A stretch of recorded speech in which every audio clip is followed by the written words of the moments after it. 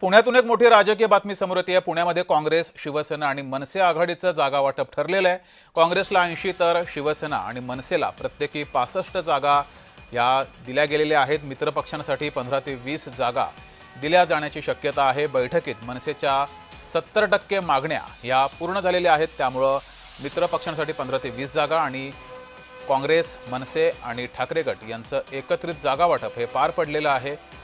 या जागा वाटपामध्ये काँग्रेसला सर्वाधिक 80 जागा दिल्या गेलेल्या आहेत, तर ठाकरे गट आणि मनसेला 65 जागा या लढवण्यासाठी दिलेल्या आहेत। जागा वाटप पार पडलेलं आहे। मित्रपक्षांसाठी 15 ते 20 जागा दिल्या गेल्या। या बैठकीत मनसेच्या 70% मागण्या पूर्ण झाल्यात। त्यामुळे आता पुण्यामध्ये काँग्रेस, ठाकरे गट आणि मनसे एकत्र निवडणूक लढणार आहेत। अधिक माहिती घेऊया, आपले प्रतिनिधी रोहन कदम आपल्यासोबत जोडलेत। रोहन, पुण्यातील जागा वाटपाची पहिली बातमी समोर आलेली आहे। काँग्रेस, ठाकरे गट आणि मनसे एकत्र लढतायत। जागा वाटप पूर्ण झालेलं आहे। अधिकची माहिती।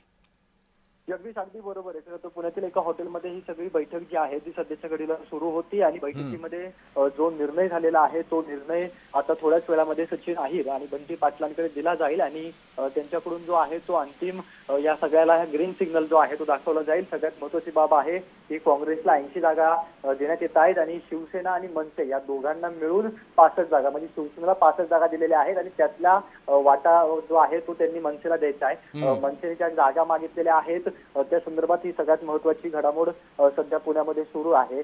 मनसेला या 65 मधल्या नेमक्या किती जागा दिल्या जात आहेत हे पाहणं महत्त्वाचं आहे, परंतु जी माहिती सध्या मिळते त्या अनुषंगाने मनसेने ज्या मागण्या शिवसेना उभाटा गटासमोर ठेवलेल्या होत्या त्या जवळपास 70% पूर्ण झालेल्या आहेत आणि अगदी काही वेळामध्ये ही संपूर्ण बैठक जी आहे ती संपते आणि बैठक संपल्यानंतर नेमकं काय निर्णय होतोय आणि सचिन अहिर यांच्यासोबत बंटी पाटील थोड्याच वेळामध्ये भेटणार आहेत। पुण्यामध्ये एका हॉटेलमध्ये सचिन अहिर आणि बंटी पाटलांची भेट जी आहे ती होणार आहे आणि त्यांच्याकडून या सगळ्यांच्या निर्णयाला ग्रीन सिग्नल दिला जातोय का आणि आणखीन जो मित्रपक्षांचा जागांचा वाटपाचा जो ठरवलेला आहे काही जागा मित्रपक्षांसाठी ठेवलेल्या आहेत।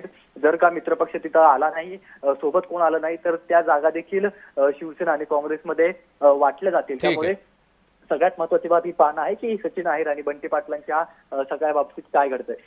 रोहन, तुम्ही या बैठकीवर लक्ष ठेवून राहाच। तर ठाकरे गट आणि मनसेला 65 जागा दिलेल्या आहेत। काँग्रेस 80 जागांवर लढत आहे। रोहन, धन्यवाद दिलेल्या माहितीबद्दल।